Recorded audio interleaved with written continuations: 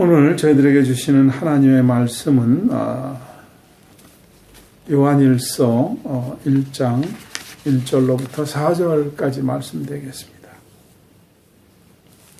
하나님의 말씀 요한일서 1장 1절로 4절 다 함께 한마음으로 합독하시며 세미한 주님의 음성을 각자가 들을 수 있기를 주님의 이름으로 축원합니다. 태초부터 있는 생명의 말씀에 관하여는 우리가 들은 바요, 눈으로 본 바요, 주목하고 우리 손으로 만진 바라. 이 생명이 나타나신 바 된지라. 이 영원한 생명을 우리가 보았고 증거하여 너희에게 전하노니 이는 아버지와 함께 계시다가 우리에게 나타나신 바 된 자니라. 우리가 보고 들은 바를 너희에게도 전함은 너희로 우리와 사귐이 있게 하려 함이니 우리의 사귐은 아버지와 그 아들 예수 그리스도와 함께 함이라. 우리가 이것을 쓰면 우리의 기쁨이 충만하게 하려 함이로라. 아멘. 기도하고 말씀 나누겠습니다.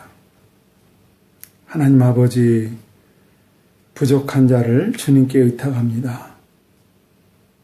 성령의 도구가 되어 말씀 전할 수 있도록 부족한 자를 붙들어 주시옵소서.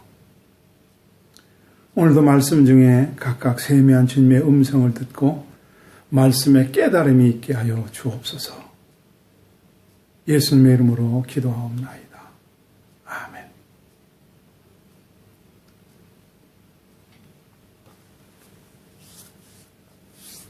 모든 편지에는 받아야 될 사람, 대상과 보내는 사람을 적는 게 보통입니다. 우리가 야고보서를 강의 설교를 했는데 야고보서 첫 서두에 보면은 하나님과 예수 그리스도의 종 야고보는 흩어진 12지파에게 편지하노라. 야고보가 핍박으로 흩어진 12지파에게 편지한다고 보내는 사람과 받아야 될 대상이 있습니다. 얼마 전에 지난주까지 했었던 빌레몬서도 보면은 그리스도 예수를 위하여 갇힘받은 바울은 내 집에 있는 교회에게 편지한다. 빌레몬서에는 바울이 골레세 교회, 내 집에 있는 교회에 대해서 편지한다. 해서 보내고 받는 자가 분명히 나와 있습니다. 아니면 편지에는 그동안 아버님 평안하셨습니까? 하는 인사, 아니면 아들아, 보아라 하는 그런 인사나 대상이 있어야 되는데 이 요한 서신은 보내는 사람이 누구라고 되어 있지도 않고 받아야 될 사람도 누구라고 써 있지 않습니다. 그러니까 불특정 다수, 그리스도인 전체가 들어야 될 그런 말씀이 되겠습니다. 그러면은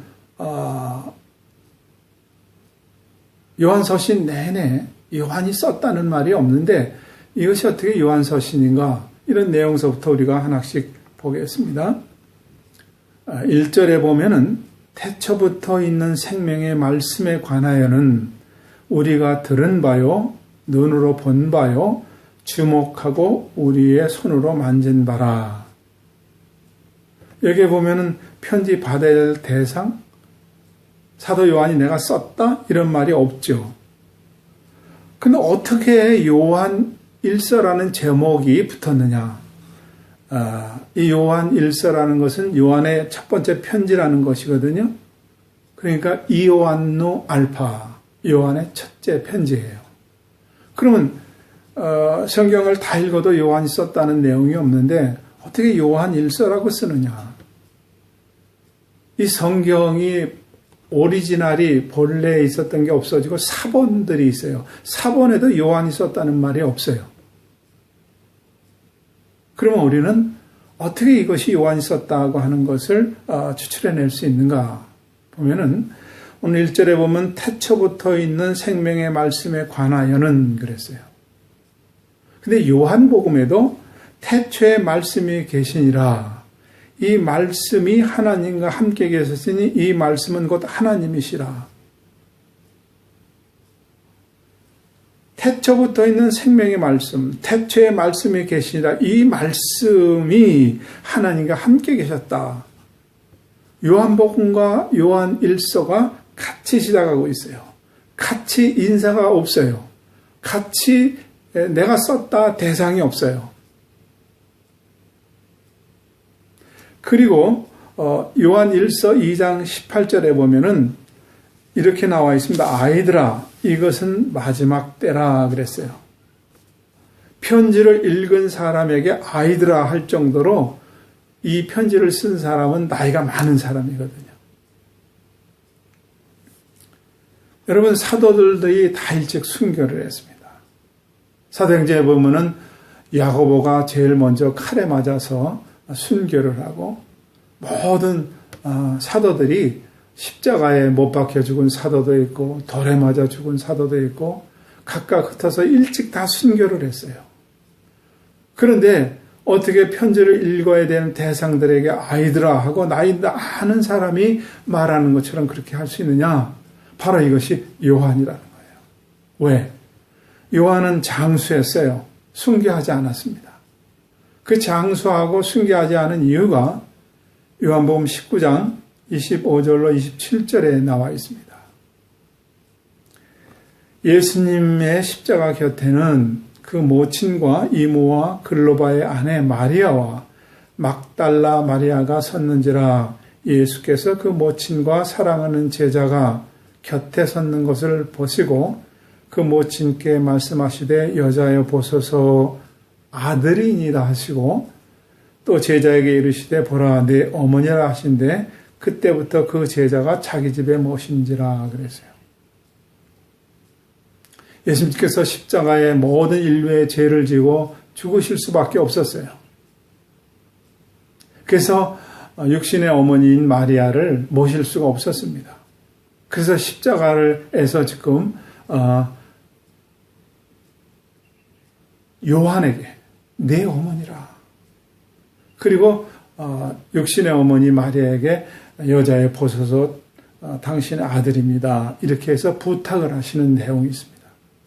그래서 예수님을 모친을 부탁한 이 사도 요한이 죽을 수 없었고 어머니 사시는 동안 모시고 사느라고 장수했다. 그렇게 전해져 오고 있습니다. 전 에베소 지역을 갔다가 사도 요한이 예수님의 엄마 마리아를 모시고 살았다는 거처라고 하는 것을 보기도 했습니다. 사실인지 모르겠으나 조그마한 그런 자리에 그 터가 남아있는 것을 봤습니다. 그러니까 요한복음과 요한서신이 시작이 같습니다. 인사나 대상자가 없어요. 그러니까 한 사람이라고 보고 또 여기 아이들아 하고 나이 많은 사람의 얘기를 할 때 사도 요한이라 그러는 거죠. 자, 1절 다시 한번 봅니다. 태초부터 있는 생명의 말씀에 관하여는 우리가 들은 바요, 눈으로 본 바요, 손으로 만진 바라. 또 하나 증거가 되는 것은 예수님을 보고 눈으로 또 말씀을 듣고 손으로 만지기도 했다는 거예요. 그럼 제자여야 되잖아요. 예수님을 만질 수 있는 사람, 예수님의 말씀을 듣고 보고 하는 사람, 바로 사도 요한이라는 거예요. 요한복음을 잘 읽어보시면 이런 내용이 나옵니다. 주께서 사랑하시는 자. 자기가 요한복음을 쓰면서도 뭐라 그래요? 주께서 사랑을 많이 받았다는 얘기를 편지에 쓰고 있습니다. 그러니까 예수님을 직접 보고 듣고 만진 사람, 오랫동안 장수해서 아이들아 하고 편지를 쓸 만큼 나이가 많은 사람, 그리고 편지의 서두에 보면은 대상자가 없고 내가 썼다는 말도 없어요. 이것이 일치하는 거 보니까 사도 요한이다. 그렇게 우리는 알고 있습니다. 그럼 사도 요한은 몇 권의 책을 기록했느냐? 3가지예요. 요한 복음서를 하나 기록했고 또 하나는 요한 계시록을 기록했고 3번째는 요한 서신이에요. 그 요한 복음은 그 내용이 우리를 위해서 죽으신 예수님이에요. 구원에 관한 책입니다. 그래서 어떻게 믿는가 하는 내용이 요한 복음의 핵심이고 요한 계시록은 우리를 위해서 죽으신 예수님이 다시 오신다는 거예요. 그분을 어떻게 우리는 맞아야 될까 하는 내용을 적고 있다면은 이 요한 서신은 지금 우리 안에 살아계신 예수님, 이 세상을 예수님을 영접한 자가 어떻게 살아가야 되는가 이 내용을 적고 있는 것이 요한 서신입니다. 요한복음은 과거에 대한 이야기를 적고 있다면 요한 계시록은 미래에 대한 얘기를 적고 있고 요한 서신은 구체적으로 삶의 현장에서 어떻게 예수 믿는 자가 살아가야 되느냐 하는 것을 적은 것이 바로 요한 서신입니다. 여러분 요한 서신을 우리가 함께 말씀을 나누면서 어떻게 그리스도인으로 살아가야 되는가, 어떻게 멋있게 살 수 있는가, 어떻게 이 세상을 승리하고 살 수 있는가, 구원의 확신을 가진 자가 어떻게 하면 깨끗하게 살 수 있는가, 이것을 우리가 보게 됩니다. 태초로 붙어 있는 생명의 말씀이 이 2절에 보니까 이 생명이 나타나신 바 된지라, 이 영원한 생명을 우리가 보았고 증거하여 너희에게 전하노니 이는 아버지와 함께 계시다가 우리에게 나타나신 바 된지 아니라 그랬어요. 예수님이 이 생명의 말씀, 영원한 생명을 에 대해서 사도 요한이 보았는데 그 증거하는 내용은 아버지와 함께 있었다는 거예요. 이 예수님은 3절에 보니까 우리가 보고 들은 바를 너희에게 전함은 너희로 우리와 사귐이 있게 하려 함이니 우리와 사귐은 아버지와 그 아들 예수 그리스도와 함께함이라 그랬어요. 이 생명의 말씀이 아버지와 함께 있었어요. 그러니까 이 예수님은 태초부터 있었던 분이에요. 우리가 2000년 전에 육신으로 온 예수님을 생각하는데 예수님은 태초부터 계셨다는 거죠. 창세 때부터 함께 계셨다는 거예요. 그래서 요한복음 1장에 보면은 이런 내용들이 나옵니다. 1절서부터 3절에 나오면은 그가 태초에 하나님과 함께 계셨다 그랬어요. 요한복음에서 이 내용을 다시 이야기하고 있습니다. 3절에 보면은 만물이 그로 말미암아 지은 바 되었으니 지은 것이 하나도 그가 없이는 된 것이 없느니라 그랬어요. 예수님은 태초부터 하나님과 함께 계셨고 모든 만물을 지을 때도 함께 계셨다. 예수님이 없이는 하나도 이 세상에 지은 게 없다고 그렇게 사도 요한을 얘기합니다. 그러니까 예수님은 2000년 전에 육신으로 오셨지만 창조 세계에도 계셨다는 거죠. 하나님이 육신으로 이 땅에 오셨는데 요한복음 1장 12절에는 영접하는 자, 그 이름을 믿는 자들에게는 하나님의 자녀가 되는 권세를 주신다고 그랬어요. 태초에부터 계신 분, 생명의 근원이신 그분, 창조에 참여하신 그분은 이 땅에 오셔서 십자가에 죽으셨단 말이에요. 이 사실을 영접하고 예수님을 받아들이고 믿는 자들에게는 하나님의 자녀가 되는 권세를 주셨다. 이것이 요한복음이에요. 이 구원의 확신, 모든 죄를 용서받고 구원의 확신을 가진 자는 어떻게 해요? 요한서신을 통해서 내 안에 예수님이 계시다. 나의 삶과 동행하신다. 그분이 나와 함께 호흡하고 있다. 지금 이 얘기를 하고 있거든요.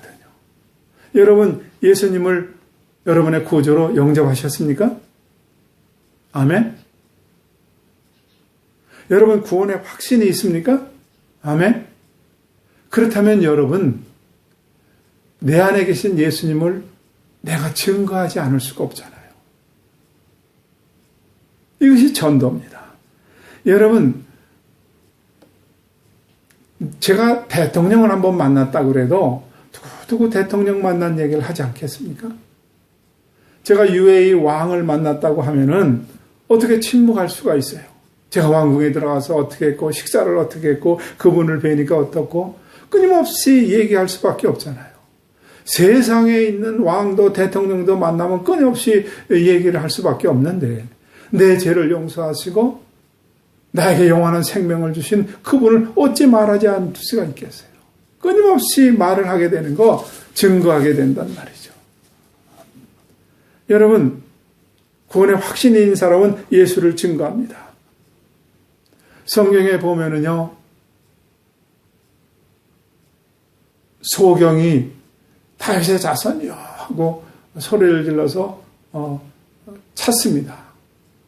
예수님이 지나가시다가 내가 네게 무엇 해주기를 원하느냐? 눈뜨기를 원합니다. 빵을 달라 하지 않았어요. 돈을 달라 하지 않았어요. 포기를 원합니다. 그때 예수님이 고쳐서 눈을 떠서 보지 않습니까? 아무에게도 이 사실을 말하지 말라고 그랬는데 어찌 이 기쁜 것을 말하지 않을 수가 없어요. 동네방네 따라다니면서 내가 눈을 떴고 예수님을 만났다고 얘기할 수밖에 없었잖아요. 소경 하나가 눈을 떠도 이런데 영원한 생명을 얻었다면, 죄사함을 받았다면 어떻게 얘기 안 할 수가 있어요?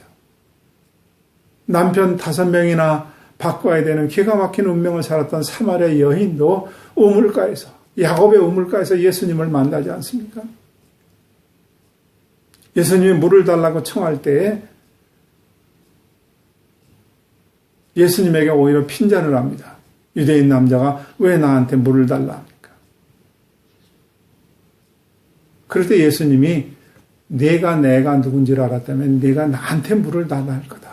나에게는 영원히 목마르지 않는 생수가 있다고 말합니다. 이 피곤한 삶을 산 사마리아 여인은 그런 물이 있으면 나에게도 좀 달라고 얘기를 합니다. 그리고 이 여인은 영적인 눈이 떠져서 예수님이 메시아인 것을 알고 물길로 왔던 거 다 잊어버리고 물통을 내어던지고 내가 메시아를 만났다고 동네에 들어가서 떠들지 않겠습니까? 증언하지 않겠습니까? 소리 지르지 않겠습니까? 여러분, 남편 5 되는 이 여자가 예수님을 만났다면 우리도 이것을 증거해야 되지 않습니까? 예수님의 제자들은 그 많은 박해 속에서 다 예수님을 증거하다 순교당합니다. 그것이 바로 증인입니다. 그것이 바로 전도입니다. 또 예수님을 구주로 영접했다면 사귐이 있다는 거예요. 성도들끼리 모이게 되어 있습니다. 모여서 함께 예배하고, 모여서 기도도 하고, 모여서 차도 마시고 교제를 하는 것이에요. 이 코이노니아가 얼마나 중요한지 몰라요. 성도의 교제가 굉장히 중요합니다. 근데 코로나 바이러스 19로 인해서 모이는 것이 힘들어져서 우리가 못 모였습니다. 그러다가 며칠 전 장로님 댁에 이사 가심으로 이사 신방 예배를 드리고 우리가 식당에서 함께 식사를 했어요. 그 시간이 얼마나 좋은지 모르겠어요. 오래간만에 성도들이 모여서 먹고 함께 웃고 함께 떠들고 거룩한 수다를 우린 떨었습니다. 서로 격려하고 위로했습니다. 이것만큼 중요한 것이 없어요. 근데 우리는 코로나 바이러스로 이것을 할 수 없는 시대에 살고 있어서 참 안타깝습니다. 여러분 11에서 10장 24절 25절에 보면은 25절부터 보이면 모이기를 패하는 어떤 사람들의 습관과 같이 하지 말고 오직 고난의 그날이 가까움을 볼수록 더욱 그리하자 그랬어요. 모이기를 패하는 어떤 사람들처럼 그렇게 하지 말고 권해서 모이기를 힘써라. 예수님이 가까이 올수록, 재림이 가까울수록 더욱 그리하라 그랬어요. 왜 모이는가? 24절에 보면 서로 돌아보아 사랑과 선행을 격려하기 위해서. 왜 우리가 코이노니아가 교제가 중요한가? 서로 돌아보고 그리고 서로 사랑과 선행을 격려하기 위해서요.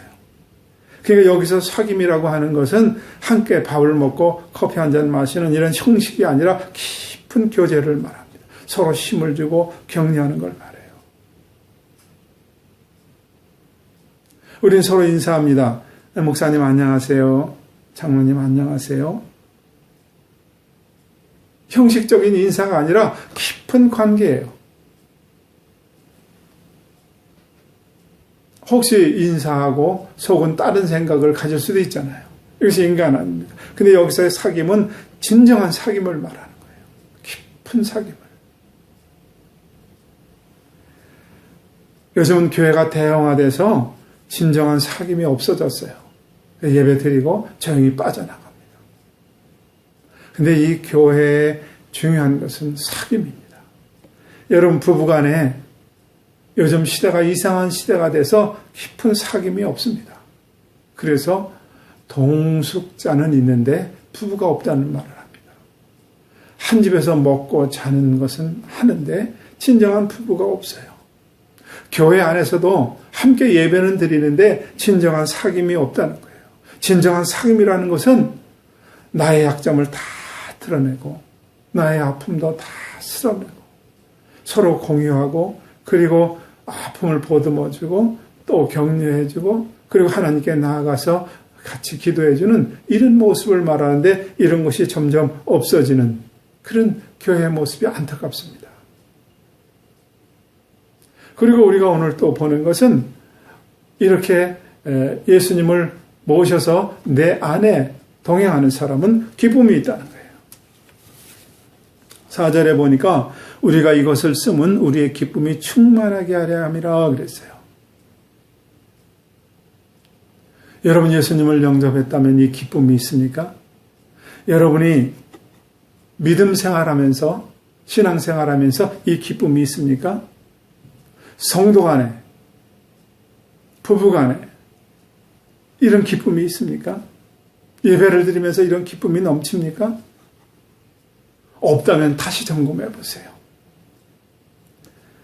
모든 종교는 의식을 행할 때 경건함과 엄숙함이 있습니다. 여러분 불교 절에 가서 보세요. 얼마나 엄숙하고 경건한가. 힌두교 사원에도 가보세요. 얼마나 경건하고 엄숙한가. 여러분 모스크에 지나가다 보세요. 그 사람도 얼마나 경건하고 엄숙한가. 유대교도 마찬가지. 모든 종교는 엄숙하고 경건함이 있어요. 한마디도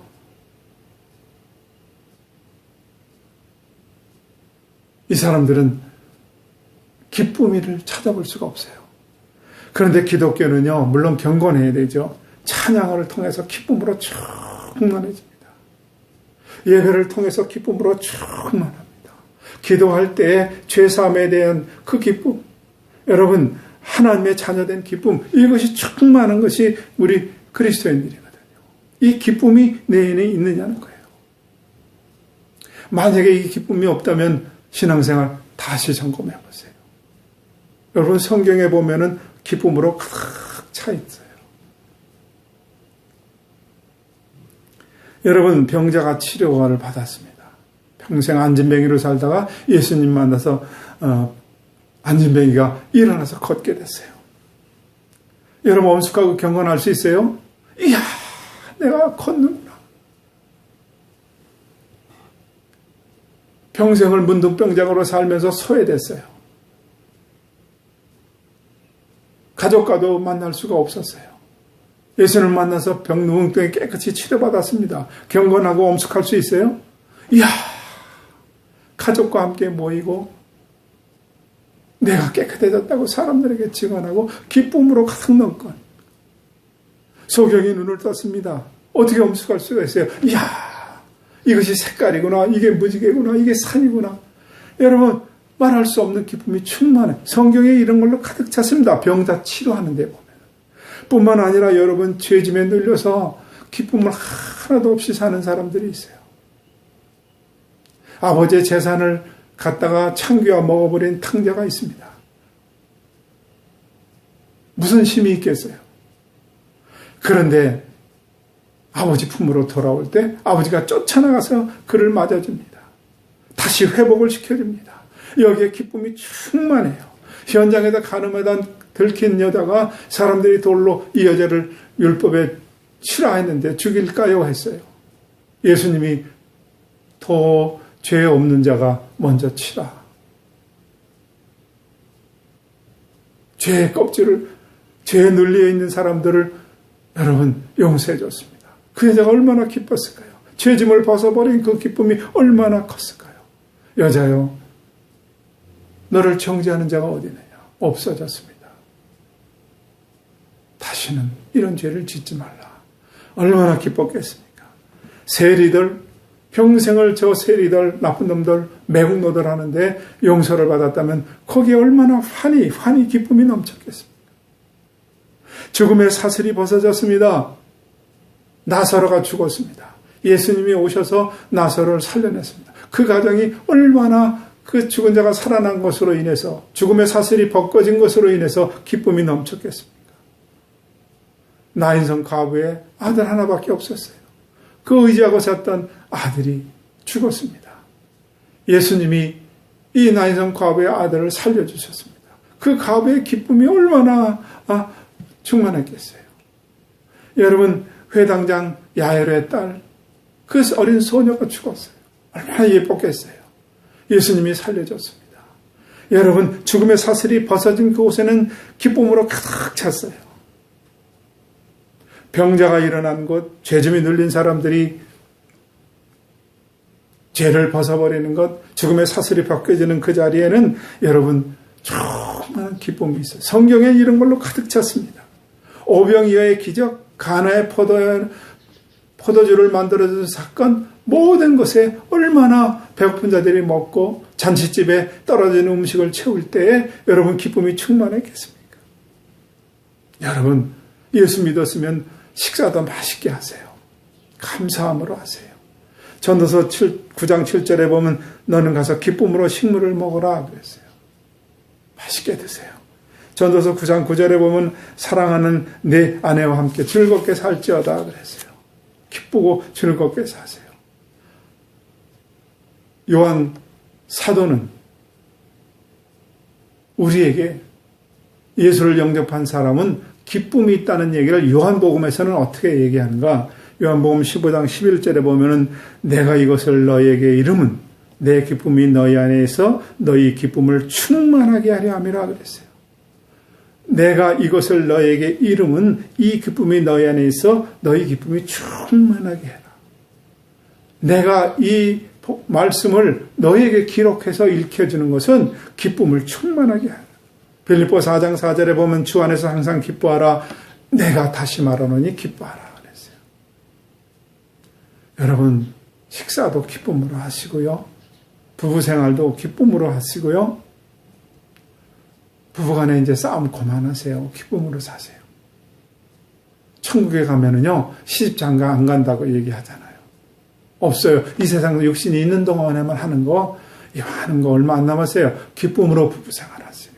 자녀 교육도 여러분 기쁨으로 하세요. 하나님 특별히 이놈을 나한테 맡겨줬구나. 기쁨으로 자녀 양육하세요. 힘들어하지 마세요. 그리고 일도 기쁨으로 하세요. 아유, 지겨워. 맨날 이 똑같은 일. 이런 생각하지 마세요. 내가 건강하니 일하는구나. 노예적 노동관으로 일하지 마시고 하나님의 창조의 그 기본으로 그렇게 일을 하세요. 어느 하녀가요, 참 힘듭니다. 매일 일어나면 똑같은 일, 고되고 힘들고, 그래서 해가 뜨는 것이 싫어요. 왜? 또 일을 시작해야 되니까. 일을 하다 보면 재미도 없고 낙도 없고 빨리 해지기를 바라요. 그래서 가서 쉬고 싶은 거예요. 이 사람이 이렇게 일을 했어요. 그런데 어느 날 이 주인의 눈에 이 하녀가 들어왔어요. 그래서 사랑이 싹이 터서 두 사람이 결혼을 했어요.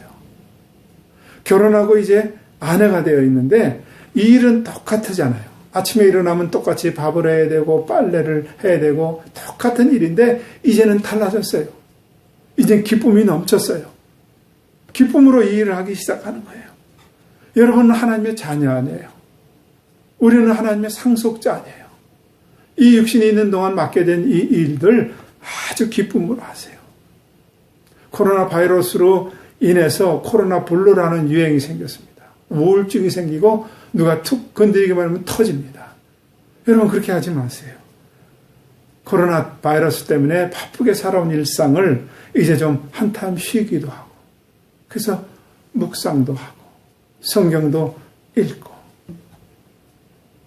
만날 수 없고 사람들을 만나는 게 꺼려지니까 조용하게 커피 느긋하게 마시면서 한번 삶을 되돌아보는 그런 시간들을 가지면 좋지 않겠어요?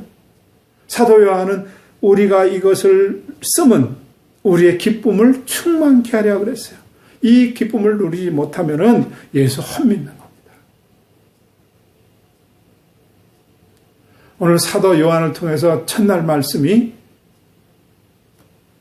이 기쁨을, 우리에게 이것을 쓰면 우리의 기쁨이 충만하게 하라는 이 말씀을 듣고 이제부터 기쁨으로 충만한 그런 예배, 성도의 교제, 부부간의 문제, 그리고 삶이 돼서 주변에 선한 영향력을 나타내는 여러분 될 수 있기를 주님의 이름으로 축복하고 축원합니다. 기도하겠습니다. 하나님 아버지, 예배에 참여한 모든 하나님의 자녀들 기쁨이 넘치게 하여 주시옵소서. 부부간에도 기쁨이 넘치고, 일터에서도 기쁨이 넘치고, 교제하는데도 기쁨이 넘치게 하여 주옵소서. 코로나 바이러스 19가 힘들게 합니까? 좋은 시간 활용해서 하나님 묵상하고 삶을 되돌아보면서 다시 기쁨을 회복하는 하나님의 자녀들 되게 하여 주옵소서. 예수님의 이름으로 기도합니다.